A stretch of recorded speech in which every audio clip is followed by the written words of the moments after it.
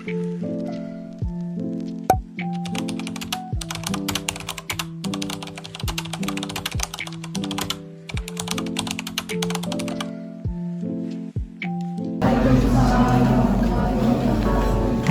pagi semuanya. Perkenalkan, nama saya Fadila Zabrina selaku moderator pada kelompok 3 pada pagi hari ini.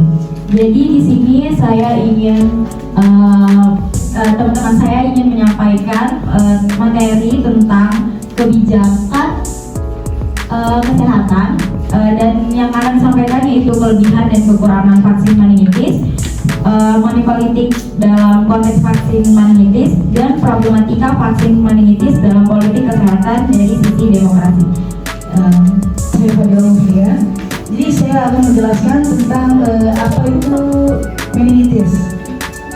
Jadi meningitis itu adalah radang selaput otak dan sumsum tulang belakang, biasanya disebabkan oleh infeksi virus, tetapi juga bisa bakteri ataupun jamur.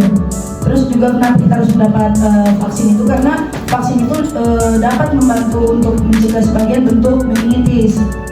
Terus juga radang selaput otak ini menjadi penyakit yang mematikan saat gejala itu terjadi. Biasanya itu dalam jangka waktu dalam 24 sampai 48 jam. Yang dimana gejala umumnya seperti sakit kepala yang seringkali itu tidak disadari bahwa rasa pusing itu berasal dari infeksi bakteri, virus, ataupun jamur. Di sini saya akan menjelaskan tentang kekurangan dari vaksin meningitis ini, yaitu yang pertama munculnya perasaan nyeri dan juga kemerahan atau pembukaan vaksin. Di mana pada beberapa kasus di Indonesia ini distribusi vaksin mungkin dipengaruhi oleh faktor farmasi dan faktor politik dari ekonomi, di mana yang merupakan reaksi dari alergi yang sangat serius. Problematika vaksin meningitis dalam politik kesehatan dan demokrasi. Nah, yang pertama itu ada ketersediaan vaksin, yaitu kelangkaan. Vaksin meningitis meningokokus sering mengalami kelangkaan, terutama bagi masyarakat di daerah terpencil. Hal ini membuat akses vaksinisasi menjadi sulit, terutama bagi jemaah umroh yang harus memenuhi syarat vaksinisasi sebelum berangkat ke Arab. Yang kedua, manfaat lebih besar daripada resiko yang ditimbulkan. Vaksin ini dapat melindungi tubuh dari berbagai jenis penyakit yang disebabkan oleh Neisseria meningitis. Moneypolitik dalam vaksin meningitis dan kebijakan kesehatan secara umum menyoroti pentingnya transparansi, regulasi yang ketat, dan pengawasan independen untuk memastikan bahwa kebijakan kesehatan didasarkan pada data ilmiah dan kebutuhan masyarakat, bukan hanya pada kepentingan finansial. Problematika vaksin meningitis dalam politik kesehatan dari sisi demokrasi dapat dilihat dari beberapa aspek dalam Menjalankan umroh, apakah vaksin itu boleh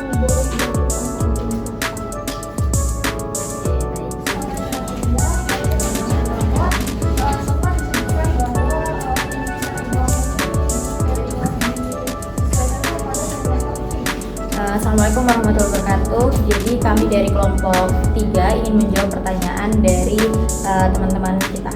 Yang pertama, Pertanyaan pertama itu dari Naura, kelompok 2. Pertanyaannya itu jika vaksin meningitis pada ibu hamil sebaiknya dilakukan pada trimester ketiga. Terus bagaimana jika ibu hamil tersebut baru tahu ia hamil dan kebetulan ia baru mau menjalankan ibadah umroh? Apakah vaksin meningitis itu boleh dilakukan pada saat trimester pertama? Baik, saya akan menjawab pertanyaan dari Naura. Jadi ibu hamil hanya boleh divaksin jika kandungan dari vaksin tersebut mikroorganismenya sudah mati. Jika vaksin mengandung mikroorganisme yang masih hidup, tetap ada resiko yang menimbulkan penyakit bagi si ibu dan juga bayi yang dikandung. Perlu dipastikan jika ibu hamil akan melakukan perjalanan ke area endemis, ia perlu mendapatkan vaksin meningitis. Jadi jika sedang hamil dan akan melakukan ibadah haji, tidak perlu khawatir jika akan vaksin meningitis. Menurut penelitian, vaksin ini cukup aman dan efektif untuk ibu hamil dan disarankan pada periode trimester ketiga. Secara umum, vaksin ini tetap aman dilakukan pada ibu hamil yang akan menjalankan ibadah haji, apalagi jika mengingat tingginya risiko tertular penyakit tersebut di tanah suci. Jangan lupa, kami menyarankan untuk para ibu hamil untuk tidak lupa selalu konsultasikan kepada dokter tentang kondisi kehamilan. Baik, saya akan melanjutkan pertanyaan kedua yang ditanyakan oleh Fatika dari kelompok 4, yaitu apa aja sih langkah-langkah untuk mengatasi efek samping vaksin meningitis? Saya akan menjawab pertanyaan dari Fatika. Langkah untuk menangani efek samping vaksin meningitis, yang pertama itu perbanyak istirahat dan minum cairan yang cukup untuk membantu proses pemulihan. Yang kedua itu minum obat penurun demam jika mengalami demam atau nyeri. Dan yang terakhir itu kompres air dingin di daerah yang bengkak dan nyeri di area suntikan. Selanjutnya pertanyaan terakhir dari Tias dari kelompok 1 tentang problematika ketersediaan vaksin. Pada jamaah umroh kurang ketersediaan vaksin, sedangkan salah satu syarat umroh adalah vaksinasi. Adakah solusi untuk mengatasi masalah tersebut dan contoh nyatanya?